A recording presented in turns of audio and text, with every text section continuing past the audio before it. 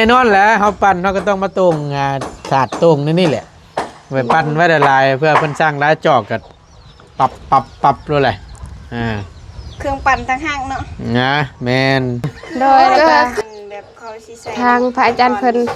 ให้งบซื้อถังน้ำก้อนเน่โอ้ให้มันจ่ายเน่ให้งบค่าเฮ็ดห้านเน่2 ล้านโอ้ยสาธุและอนุโมทนาบุญนำเนาะโดยและปั่นเองกินเองปั่นเองกินเองนักเลงพ่อยอดรวมนี่โอ้โหหลายเลยโอ้ลายเลยนี่ลายมึงดูนี่ลายเล็กชูนั้นลายเบิ้งเนี่ยมันมีเท่าไหร่เนี่ยหน่วย10หอยพันหมื่นแสนล้าน7 ล้าน4 แสน60 พันถูกต้องนั่นแหละยอดรวมที่ตัวให้ถือไว้ให้ที่ว่าผู้ใหญ่เพิ่นแต่ละทานเพิ่นช่วยกันชมทบเข้ามาคนละ1,000 2,000คนละ3หลายเติบหลายเติบนั่นแหละ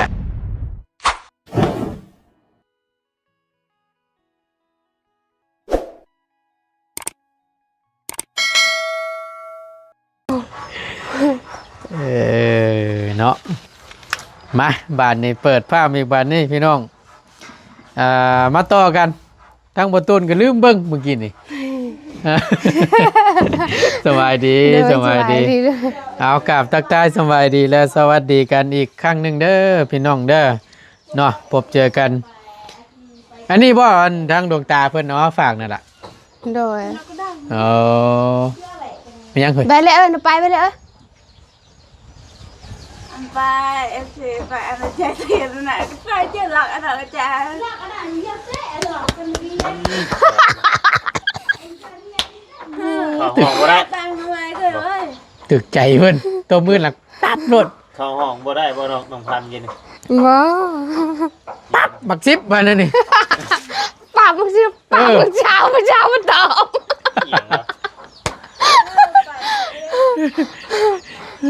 อะไรก็นี่ก็แต่ว่า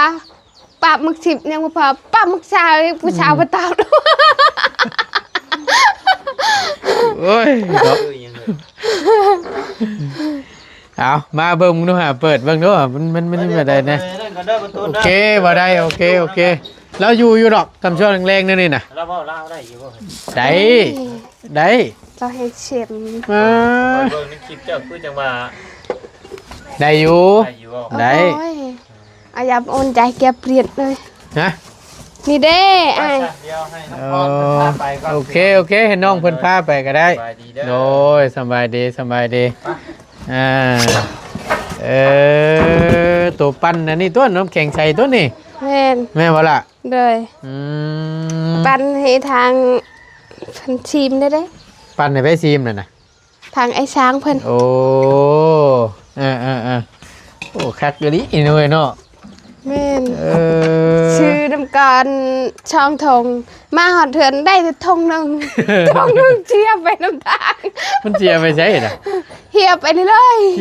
ยแม่นว้าโตก็ได้พอนไหวจับเจือกับบ่แม่นถือตัวนี้แน่แล้วก็มีเครื่องปั้นแน่แล้วก็น้ำการก็ช่องทงแล้วก็ผักในกระตาเต็มหมดมันจะขับรถแบบไรใส่ตกเลยน้ำการมาเดือนแตกมัดทงหนึ่งยังเหลือทงหนึ่งมันหลายสิ่งใดอย่างถือโดยก็เลยเฮียไปน้ำเพื่อมาเทือนเดืออยู่น้ำก้อนทุงนึงโดยจีจางทงเฮียไปน้ำทางขาดทุนเลยเนี่ยนี่ขาดอะไรขาดทุนนี่คำตัวเฮ็ดนั่นนี่บ่ได้โอ้ยเนาะตัวหู้หรือว่าวิธีกันในการใช้งานมันนี่นะทางพระอาจารย์เพิ่นบอกอยู่พระอาจารย์เพิ่นแนะนำหรือบ่จักอยู่หรอว่าก็บ่ต้องใส่หลายก็ใส่พอประมาณแล้วก็จังคอยนี่แหละบดบัดนี้ตัวบ่ใส่หลายนะบ่ใส่หลาย เฮาก็ใส่พอประมาณนั่นแหละนี่ประมาณพอปิดได้แล้วก็กดลงตัวใส่พี่มันสิได้อยู่บ่จ้ะ ทางลุงเพิ่นน่ะทางลุงเพิ่นว่าใส่เต็มแต่อัดจังซี่ เออ เปิด ใส่ไม้ เออ งับเปิดปั่นเทตัวนี้ถ้าลูกค้าหลาย เราก็ตั้งใจ เออโดสบายดีเนาะสบายดีแงบบ่ติ โดย ปันปันนี่ยังเด้นี่เนาะ เออแน่นอนแหละเฮาปั่นเฮาก็ต้องมาตรงศาสตร์ตรงนี่แหละไว้ปั่นไว้ละลายเพื่อเพิ่นสร้างร้ายจอกก็ปรับรู้แหละเครื่องปั่นต่างหากเนาะ นะแม่น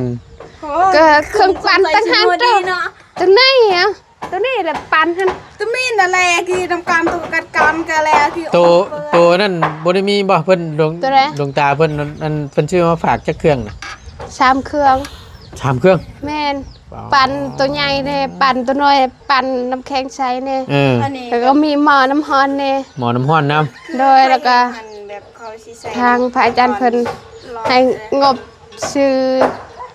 ถังน้ำก้อนแน่ โอ้ ให้เงินจ่ายแน่ เออ ให้งบค่าเฮ็ดห้านแน่2ล้าน โอ้ยสาธุและอนุโมทนาบุญ โดย นำเนาะโดย และ ถือว่า โอ้ย ใช้เบิ่งหั่นคือจังว่าได้คงดีซั่นบ่ อันเอาเมียนแล้ว เมียนแล เมียนกันเชียร์ จังว่าแท้เลยเนาะเพิ่นได้หยังมาฝากนั่นน่ะของดี โดย เป็นแบบได้เหยเป็นพระ เป็นพระ เออ เป็นหูปหลุงพ่อ เป็นรูปหลวงพ่อ จากหลุงพ่อจากเจ้าเอิ้นอีหยังเด้ เออ เนาะเอาตัวนี้ก็จะเป็นเครื่องปั้นเครื่องบดน้ำก้อนหรือว่าน้ำแข็งใส่เนาะ โดย แต่ว่าในวิธีในการใช้งานนี่ก็ทั้งหลวงตาเพิ่นแนะนำแล้ว โดยเพิ่นบอกทุกเครื่องเลย ตัวปั้นน่ะก็ฮู้แล้วล่ะว่าเป็นอะไรเนาะ แต่ว่าตอนนั้นยังบ่ทันเทียนเทื่อ อืม บัดนั้นทางลุงเพิ่นว่าซื้อพงอันนั้นแนวปั้นหั่นน่ะ อืม แล้วเฮาคอยมาปั้นให้พ่อแม่เพิ่นชิม กินก่อนแล้วค่อยเฮ็ดขาย ว่ามีโอกาสมื้อหน้าก่อนถ้ามื้อนี้กินชำนี้ก่อน นี่น่ะ จะกินหลาย นี่น่ะจะกินไหม โดย เอาเนอกก็ดีอกดีใจนำทางบ่ตูนก็ได้ที่ได้เครื่องปั้นมาเนาะโอ้แพงอยู่ได้พี่น้องเอ้ยนี่ก็ได้เนาะซื้อเครื่องปั้นแต่ละอย่างนี่ก็ปาโทเพื่อสิได้ครบนี่ก็บ่แม่นของง่ายเนาะพอดีตั้งหลวงตาเพิ่นเอามาฝากชื่อมาฝาก3เครื่อง โดย มีเครื่องบดน้ำแข็งใส่น้ำแน่ โดย เครื่องปั่นผลไม้น้ำแน่บ่ โดย ตัวใหญ่บ่ โดยตัวใหญ่ ไว้ใช้น่ะ อยู่เฮือน อยู่เพื่อนผู้ โดย แล้วก็มีเท่านั้นบ่ มีปันตัวน้อยเนี่ย ตัวน้อยก็มี แม่นมี3เครื่อง โอ้เอาก็ดีแล้วพี่น้องเอ้ยถือว่าโอ้ยเนาะได้ไล่จุดนี้แล้วก็ไล่ตัวนี้แล้วก็แม่นโอเคแล้วบาดนี้มีแต่ว่า ทายำฮ้อนก่อน ปกห้านเกิน เลย เนาะอากาศมันดีๆแล้วก็ลองเลยบาดนี้ โดยแต่นี่อากาศหนาวจะเอามากินนัก อ่า กินอยู่แต่ว่าบ่หลาย เอาไว้เปิดฉลองหน้าร้อนซะเนาะ โดย วิทย์หน้าหนาวแล้วก็จังเปิดขายบาทนี่ โดยกินหนาวนี่มันจะเป็นหวัด มันสิช้ำเด้อเนาะ โดยแต่ขนาดคือเมื่อเช้านี้กินหลายจอก ปั่นเองกินเอง ปั่นเองกินเองนักเลงพอ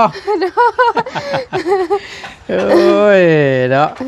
เอาก็เก็บไว้วันนี้รักษาไว้จนเจือเด้อน้องเด้อ โดย เกิดนอนได้มาได้ก็รักษาไว้ใส่ก็ให้ระมัดระวังให้แหละในการใส่เครื่องใส่ของก็ได้โควิดเห็นบ่วิดอยู่บ่นี่คือบูวิดบาดนี่สูดเจือนี่อันนี้นี่เอามาลองเบิ่งฉันบ่นี่นะ โดย เอามาลองเลยไฟเป็นคนปั่น น้องเนี่ย โตบ่ เลยตอนแรกๆหันทางลูกเพิ่นบอก อ่า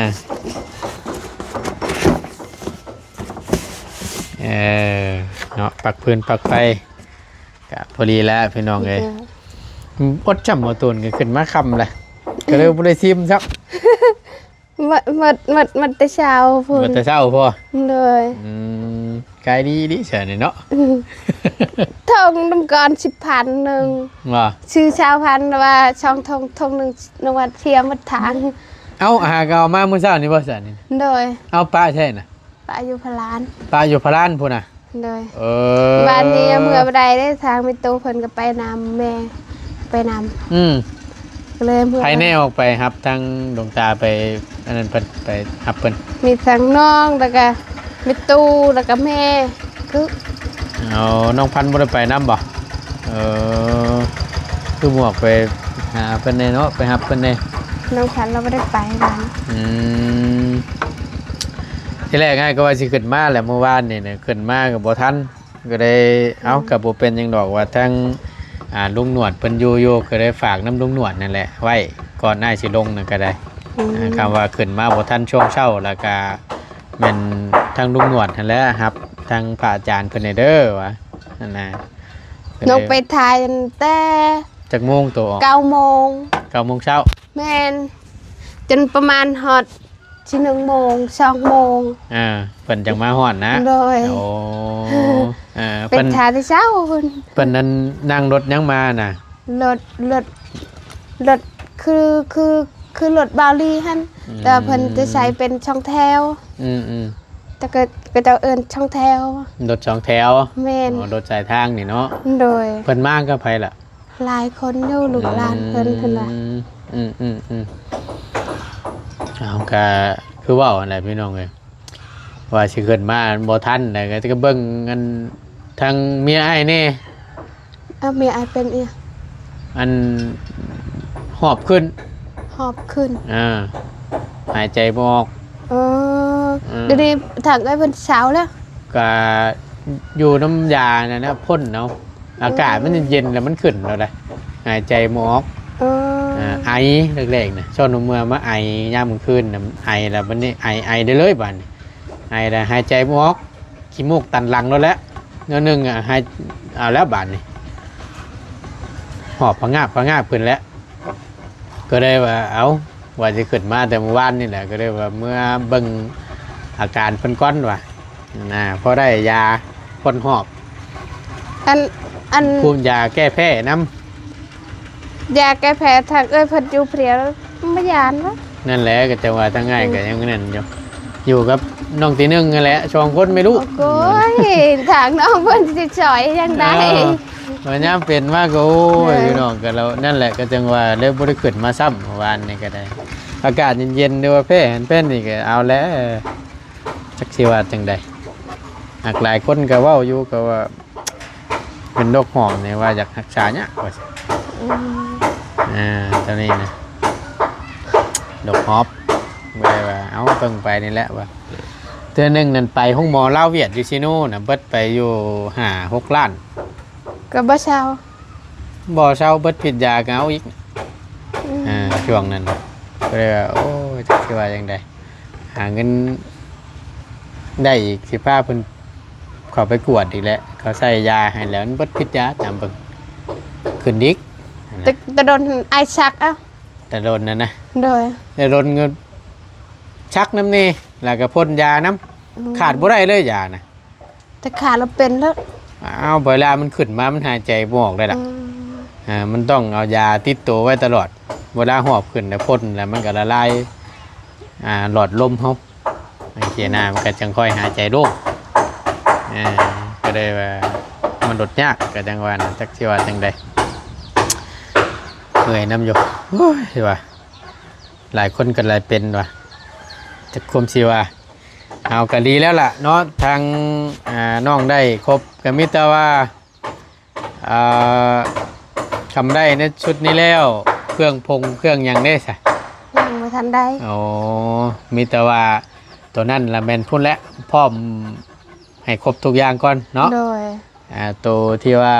เฮ็ดทานข้าหั่นหยังเฮาเตรียมพร้อม แล้วก็จังได้ห้านตั้งอย่างเรียบร้อยแล้วจังค่อยออกไปซื้อเอา โดย ก็เขียนไว้ว่าสิเอาหยังลงแน่เนาะถ้าหากว่าต้นคิดอยู่สองแบบพี่น้องเอ้ยสองมุมทางง่ายคิดว่าถ้าหากว่าเครื่องก็ได้แล้วและขาดแค่ผงมันหั่นพวกที่เฮาสิเอาลงขายหั่นและมันก็ใช้ก็คงสิบ่ได้ดอกและถ้าง่ายคิดว่าถ้าหากว่าบ่มีอันบ่แม่นว่าบ่มีถ้าหากว่าทั้งดวงตาทั้งเบาเหย้าถ้าหากว่าทั้งดวงตาเพิ่นบ่ดำเนินการต่อบ่หรือว่าเรื่องเฮ็ดห้านน้ำปั่นนี่ไอ้คิดว่าสิเอางบก้อนนี้นะถ้าหากว่ามันพอนะไอ้ว่าสิเอางบก้อนนี้นะไปเฮ็ดห้านให้หั่นน่ะ เอ้า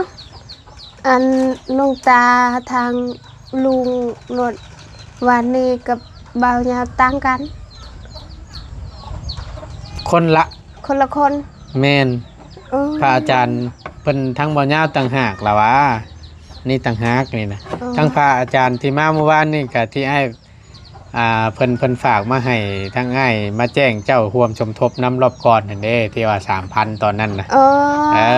แม่นเพิ่นนั่นแหละทั้งลุงตาเพิ่นนี่แหละ ทางลุงตาเพิ่น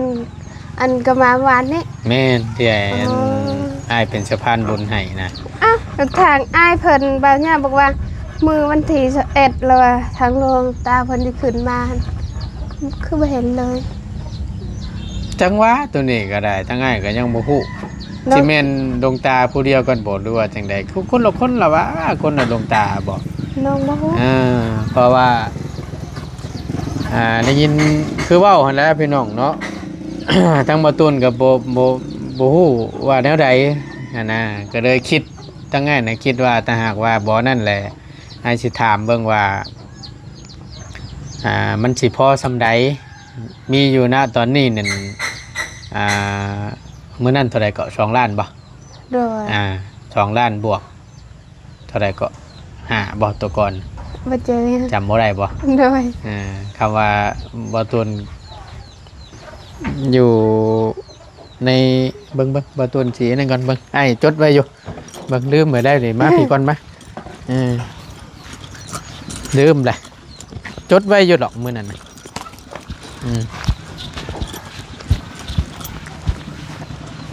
เอามาพอดีกินข้าวแล้วบ่ โดย เอาห่อศพซื้อมาต้อนเลย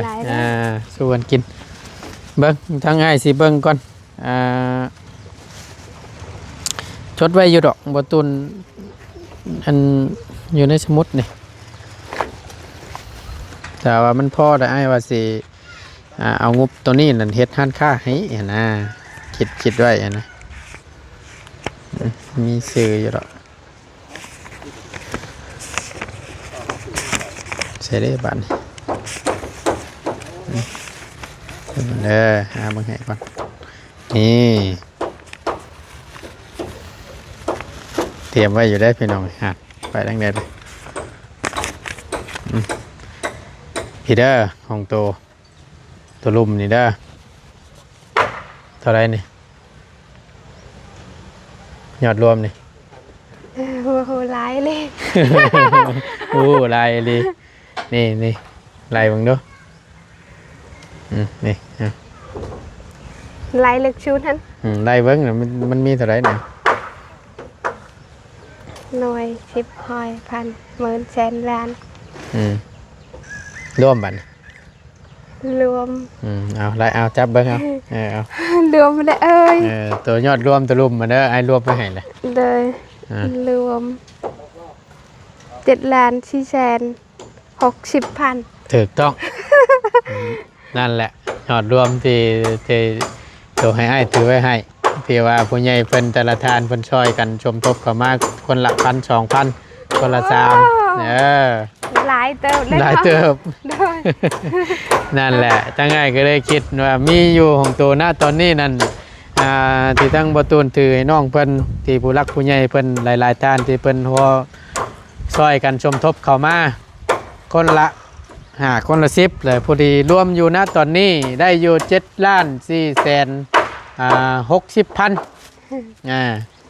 นั่นน่ะอ้ายก็เลยคิดอยู่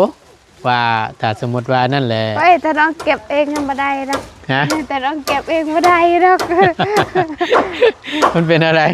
เบิดเดี๋ยว เบิด โดย เบิดจ้อยเดี๋ยวสิ โดย โอ้ยเนาะนี่แหละเห็นเนาะก็เก็บไว้ให้นี่แหละเฮ็ดได้ซะ เบะเอากินนี่นะชมลมไอเกีย หนึ่งข้าวแรงบ่ เลย อืมลมซ้ำเนาะโอ้ยระวังเด้อลมพัดนั่นน่ะบ่หาแนวอันนั้น ไปละลำพันไปจุดไหนเบะ ขุดหลัก ลำพันไปจุดดิ ใช้น้องพันธุ์เพิ่นไปใช้ซะไปใช้ก็ งานไปอย่าง ฮะ ไปพูด ไปพุ่นแหละมันหนึ่งข้าวหนึ่งน้ำช่อยมีตู้นี่กว่าไปลิ้นประจักษ์น่ะโอ้ยเนาะอืม ตุกี้กระดาษไม่อ่อนเบะตุกี้เด้แต่เนื้อได้เนาะ บอกคำว่ามันลมตัวนี้เขากะนี่คำว่ามันนั่นกะแมันขุดลักแล้วก็หาเนี่ยมาขันเนาะลมมันจังโบพัดไปกายก้นหมอกสิดีกว่านะแต่มันโบลมใครอยู่มันลมนี่แหละนี่แหละ ลมนานชุก นานชุกบ้านนี้มันลมมันนะก็สิว่านั่นแหละ หนึ่งถึงก็ได้ อยู่เทิงก็ได้บ่ มันหอม อืมอืม ยานเนี่ยมันให้ยืดเกินนะ อืม ยันมันไป ยันปิ้นโยเนาะ วะได้ คือนอนใช้แมลงนี่ นอนเงินน้องพัน นอนพี่บ่ เลย โอ้หันก็เปิดอาซาอยู่ประตูก็ได้บุญมีคนอยู่บ่อยู่เทิงนี่นะฮะ เราอันเราเมื่อกี้นี้จะเราไปทางไหนเราเปิดไม่ยันรักเลยเรา โอ้ยเปิดไว้อย่าลืมค่ำได้นั่นเด้อลมพัดมาตีไฟฟ้าชะลาแตกนั่นพอแห้งได้น่ะอย่าลืมได้เด้อพอแห้งแหละ ไม่ได้บอกเรา อ้ายบอกอยู่แต่ก่อนก็ได้ อ๋อ ทุกครั้งเด้อไผเปิดก็ตามแต่ว่ะเปิดนอกแล้วต้องเอาแนวค้ำนะค้ำไว้มันเสียหายมากกับโมเมนต์ยังเสียหายของเจ้าหันแหล้วว่ะ เลย นะมันแตกมาแล้วมันยากเอาเย็นช่วยๆบาดนี่เนาะ จนชอบจนชิแตก มีอย่างนะ จนชอบมันชิแตก ใช้เบิ่ง มันแฮมมาได้ มันเหี่ยมหมดแล้ววันที่ โดย เอาสันเนาะกาผู้ดีแหละพี่น้องอันแล้วหรือบอกเกี่ยวเขานะ ยังบ่ฮู้ไม่ได้ไปเลยตอนไปคนไป มื้อนี้ เลย ปั่นเครื่องน้ำปั่น โดย ลองเบิ่ง โดย บืนนี่เบอร์ตูนต้องร้องแหละว่าสันฉันบ่ได้เล่นนี่เนาะ ไอ้ที่ลองน้ำปันตัวไหน อืม น้ำปันตัวไหน ตัวคิดว่าตัวไรจะ ปันไง ตัวไรมันเป็นแต่สีแซ่บสีนัว น้องบ่ฮู้เดี๋ยวจะอาย เอาเดี๋ยวค่อยว่ากันเนาะ โดย มีตู้เพิ่นอยู่บ่ล่ะ อยู่บ่ โดย พอดีว่าสิเข้าไปหา แบกปืนมือแต่เป็น บ่เรามาแล้ว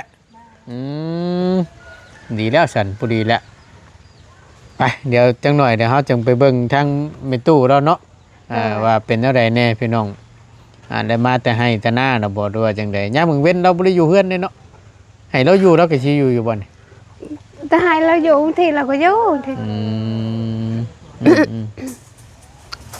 เอาเดี๋ยวจังค่อยว่ากันพี่น้องเอ้ยพอดีทั้งง่ายก็มีข่าวดีมาแจ้งเราเพิ่มเติมได้ โอ้ดีใจแทนเราเด้อ โดยเดี๋ยวจังค่อยไปแจ้งข่าวดีพร้อมกันเฮาเนาะ โดย ไปฉลาดอยู่ดีมีแฮงเนาะพูละหนึ่งข้าวหนึ่งน้ำได้ยังกินแรงจ้ะ อันทางลุงเพิ่นชื่อยังก็อันอักงัวควายมาเอาไป มันยังได้บาด อัน นี้ อัน ตะเรียเลย รวยตะเรียเลี้ยวไปล่ะ แล้วที่เอาไปใช้โค้ด ใช้ควายทางลุงเพิ่นชื่อมา เอิกเอิก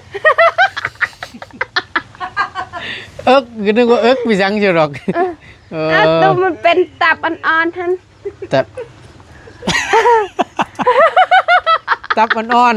แช่มันนั่นเลยแช่ ตัวก็มัน อันเฮ็ดจักแบบใดนะ เอิ้นไปได้ดีบ้านนี่เครื่องในมันบ่ โดย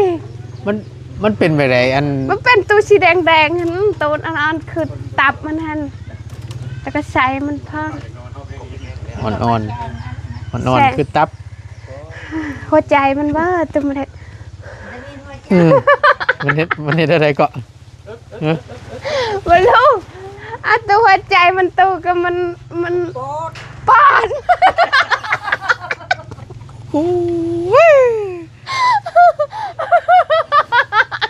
ปอดฉันบ่ ในอยู่ข้างในงัวเอาตัว งัวรวมเพิ่มแหละคนข้างใน โอ้ มีม้ามมีตับมีปอดมียัง ว่ามานี่เป็นปอด ปอดนะลูก กลุ่มหัวด้วยตั้งนะไอ้คำงอนนั่งยิ้มอยู่ทึ่งกูฟังหลายเติบแล้วล้นเติบเมื่อกี้นี่มันเป็นยังไงนะ ไปตัวโลกนี่คือตัวโลกเลย เนาะมันแต่ยังวัวได้พี่น้องเอ้ย อ้าวแล้วบ่ฮู้ตัวมันเป็นสีแดงๆก็บ่ฮู้ก็จะเอิ้นปอดมัน เอาฉันมิแต่ว่าพูดละหาเฮ็ดอยู่เฮ็ดกินพูดละฉันแล้วล่ะเนาะ ต้มแต่ช่วยแล้ว ชุกเลย ชุกแล้ว หันมาจำแจ้วฉันเท่านั้นแล้วถ้าเข้าชุกนี่ ยังบ่ทันหั่นเถื่อ ยังอยู่ โดยยังต้มชุกแล้วเม่น สิได้กินบ่เนาะต้มชุกแล้ว โดย แต่ก็เสียมาอุ่นอีก โดยจังหน่อยก็ แล้วจังค่อยหั่นแล้วก็หาข้าว โดย กินแรงบ่ ไอ้ แรง ว่า นี่ แจวยังมันจังแซ่บ ฮะต้มปอดนี่บ่ โดย มันก็แจ่วมักนาวพุ่นแล้วมันจังคัก แจวมะนาว อืม แจวมะนาวได้ลุง เนาะ แจวมะนาวจังแซ่บจักบักใดแจวมะนาวนี่ ตัวเทียบมันมีแล้ว มีแล้วบ่ มีเรียบร้อย เออ ว้ายบ่ยากฉันไอ้งามงอนเราเฮ็ดนั่นเรียบร้อยแล้วนั่นน่ะ ทางลุงเพิ่นซื้อมาเมื่อเช้านี่ บ่ โดย เพิ่นฮู้สูตรแล้วฉันจังว่าอันนั้นเนาะเพิ่นสิจักอยู่ดอกจ้ะคำว่านั้นน่ะ เลย เดี๋ยวจังค่อยว่ากันหลายไปอยู่ดีมีเฮง สบายดี สบายดีใจน้ำอีกครั้งหนึงเด้อได้เครื่องปั่นเด้อ เลย โอเคเอาจังใดแต่ก็ต้องค่อยว่ากันเนาะเรื่องหันค่าเฮาเนาะ เลย ฟังเบิ่งอีกจักหน่อยหนึงถ้าว่ามันบ่มีกระแสตอบรับก็อาจก็สิเอางบก้อนนี่แหละเฮ็ดให้เลยคำมันพอก็ได้คำบ่พอเดี๋ยวจังว่ากัน ทำนิดหน่อยก็ได้ เนาะ เลย เอาโอเคฉันพี่น้องเลยไปทั้งมาต้นก็จะได้ขอตัวลำลาจบคลิปลงไว้เพียงสำนี้ก่อนเนาะขอบคุณในไลน์อยู่ดีมีแห้งพี่น้องเลยสำหรับคลิปนี้ไปแล้วสบายดีเด้อ